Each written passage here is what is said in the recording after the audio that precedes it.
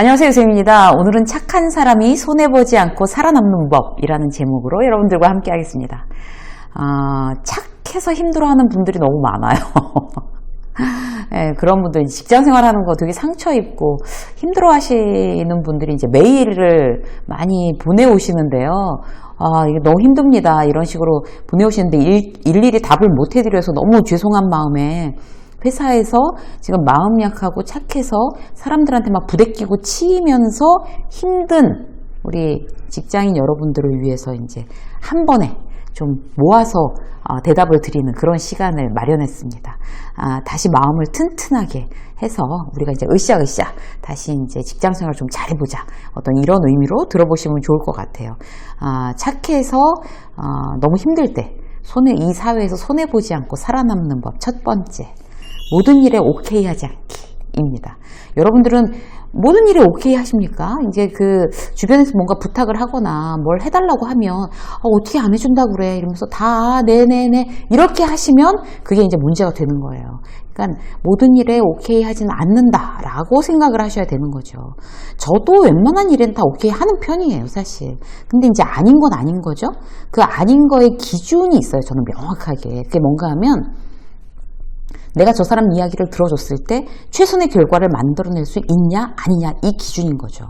예를 들어서 이제 지방 강연이 이미 잡혀 있어요. 근데 그 다음날 아침에 일찍 강의를 해야 되는 경우, 그럼 이제 제가 지방에 내려갔다가 기차 타고 막 한밤중에 올라와서 그 다음날 아침에 일찍 최선의 컨디션으로 강의를 할 수 있을까? 그건 아닌 거죠. 100%. 그러면 최선을 다하지 못하지? 그러면은 그건 안 한다고 얘기를 해야 되는 거예요.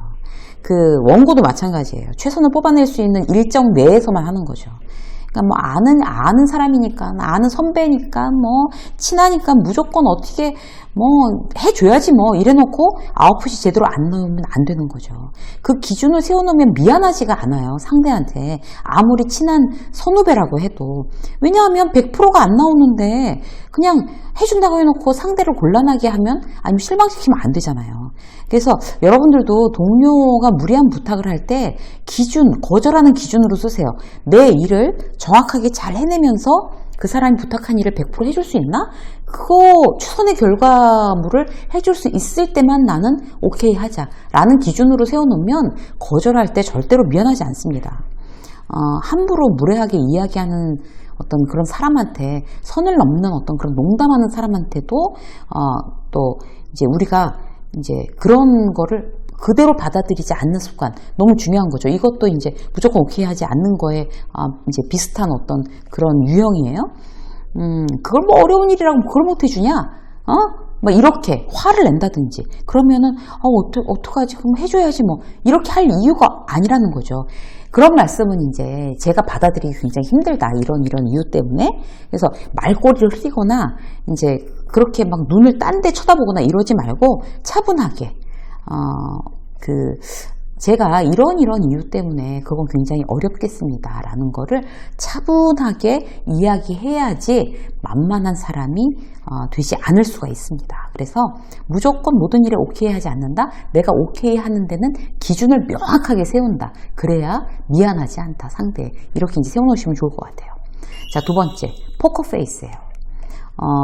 착한 사람들의 어떤 이제 특징이 뭔가 하면 자기 얼굴 표정을 자기가 숨기지 못하는 거예요. 그러니까 뭐 좋을 때나 슬플 때나 뭐 기분 나쁠 때나 얼굴에 이제 다 나오는 거죠. 그러면 상대한테 굉장히 가벼워 보일 수 있습니다, 여러분.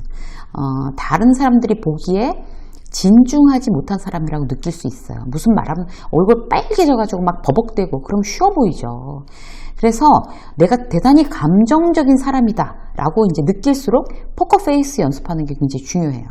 여러 상황들을 이제 머릿속으로 일단 시뮬레이션을 해보는 거예요. 그래서 거울을 보고 연습하든지, 아니면 이제 친한 사람들 있잖아요. 친구라든지 배우자. 내 일에 대해서 이제 배우자가 제일 잘하면 배우자한테 부탁해 보는 거죠. 같이 롤플레잉을 해달라고. 이제 그 회사에서 저는 이제 그 강의를 많이 하잖아요. 제가 굉장히 좋아하는 그런 강의 프로그램 중 하나가 롤플레잉이에요. 그거는 정말 효과가 확실해요. 왜냐하면 보통 강의가 일방적으로 강사가 이야기하는 걸 듣기만 하는 거잖아요. 그런 거는 이제 듣고 나서 그런가 보다 하는데 실제로 롤플레잉을 해서 내가 움직여보고 내가 말을 해보면 그게 대단히 머릿속에 마음속에 각인이 되거든요. 그래서 그 수업을 굉장히 좀 좋아하는 편이에요. 그 롤플레잉을 해본 사람하고 안 해본 사람하고 굉장히 달라요. 그래서 여러분들은 스스로 이제 롤플레잉을 해보시는 게 중요해요. 내가 포커페이스가 안 되는 사람이다라고 했을 경우에 거울 보고 거절하는 거 연습하는 거예요. 그러니까 무례한 내 이제 회사의 어떤 선배 때문에 계속 심정이 긁히고 있었어요. 그러면 이제 이 선배가 이렇게 얘기했을 때 내가 이렇게 똑똑하게 대답을 해봐야지. 그게 제일 좋은 게 뭐예요? 거울 보고 연습하는 거예요. 거울 보면 내가 표정이 포커페이스가 되느냐, 굉장히 정중하면서도 차분한 얼굴이 되느냐 내가 알 수가 있잖아요. 이제 그게 거울을 보니까 이제 몇 번 해보니까 이게 된다 싶으면 그 다음에 어떻게 해야 돼요? 이제는 그런 이제 사진을 보고 연습을 하는 거예요. 그러니까 왜 못된 직장 상사 이런 이미지 이런 이제 바탕화면에다 하나 깔아놓고 그거 보면서 그 사람을 무례한 내 직장 상사라고 생각하고 자 팀장님 제가 생각을 해봤는데 많이 고민을 했는데 이러면서 이제 얘기를 하는 거죠. 이렇게 그러면 내가 어떤 이제 포커페이스를 유지하는데 나 혼자 연습을 해본 사람하고 안 해본 사람은 대단한 차이가 있습니다. 꼭 연습해 보세요. 자, 세 번째, 쉽지 않은 사람으로 자기를 이미지 메이킹 하는 거예요. 사람이 참 착하다는 건 칭찬일 수는 있는데 참 이용해 먹기 쉽다 이런 이미지도 있어요. 그래서 포인트는 뭔가 하면 착하기만 하면 안 된다는 거죠. 이제 기본적으로 본성 자체가 저 사람은 착하긴 한데 처음에 보기엔 좀 약간 냉정하고 차갑게 보여. 이런 이미지 나쁘지 않습니다, 여러분. 어떤 이미지인가 하면 내 의견이나 의사표현을 확실히 한다는 그런 이미지예요. 그러면 이제 쉽지 않은 거죠, 그런 이미지는. 쉽게 예스 하지 마세요. 누군가가 이제 뭔가 얘기했을 때 일단 해줄 수 있을 것 같지만 그 자리에서 예스 하는 것보다는 제가 긍정적으로 검토를 해보겠습니다 라고 이야기하는 게 좋아요. 그래서 신중하게 생각해서 이걸 해야 될지 말아야 될지 결정하는 거예요. 단서를 담는 것도 굉장히 좋아요. 그야말로 이제 거래를 하는 거죠. 다른 팀이 나한테 이제 이런 걸 이거 김대리 좀 해줘. 우리가 바빠서 그러는데 뭔가 이렇게 얘기했으면 저희가 한번 시간이 되는지 검토를 해볼게요 라고 먼저 얘기하고 시간을 검토하면서 그러면 저 팀한테 뭔가 나도 요구를 하자 라고 하는 굉장히 좋은 방법이에요. 자, 급하다고 하시니 이건 저희가 그럼 맡아서 하겠습니다. 그 대신 이런 거를 협조해 주십시오 라고 딜을 하는 거죠.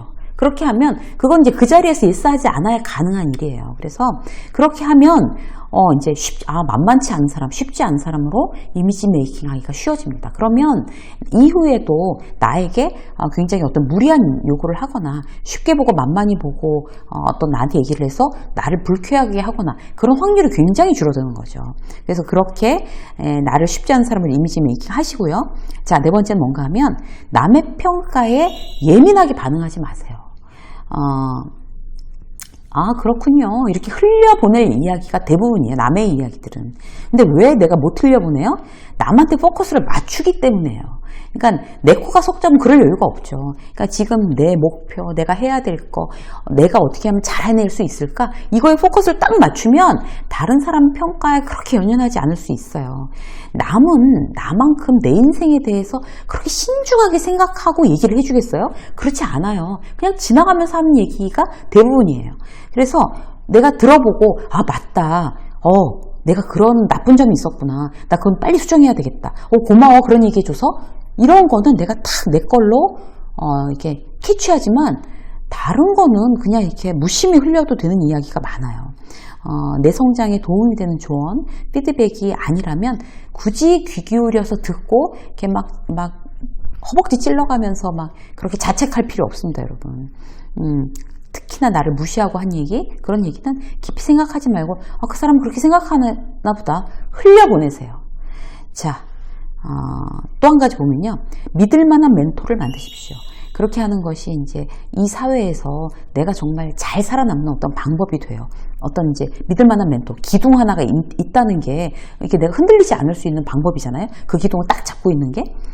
요즘 이제 저희 그 퍼스널 브랜딩 과정에 이제 책 쓰기 이제 하는 과정이 있어요. 근데 그 수업을 하는 회원들이 얼마나 직장 생활이랑 병행하려니까 평소에 안 해보던 그런 책 쓰기 하려니까 힘들고 포기하고 싶고 그러겠어요. 그런데 그래서 이제 저희가 이제 매주 수업을 하는데 정말 못하겠다. 너무 힘들다.